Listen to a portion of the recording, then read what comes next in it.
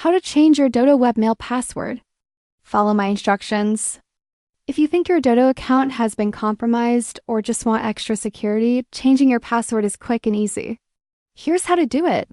First, open your browser and go to webmail.dodo.com.o. Log in with your email address and current password. Once inside, click on Settings or Preferences at the top of the page. In the Settings menu, find the Password or Security section. Click Change Password to open the update form. Enter your current password, then type your new password twice to confirm. Make sure your new password is strong. Use a mix of letters, numbers, and symbols. Avoid using your name or easy-to-guess words.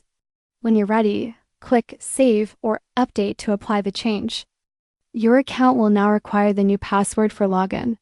If you use Dodo on multiple devices, update your saved login details there too. This keeps your inbox secure and your emails protected.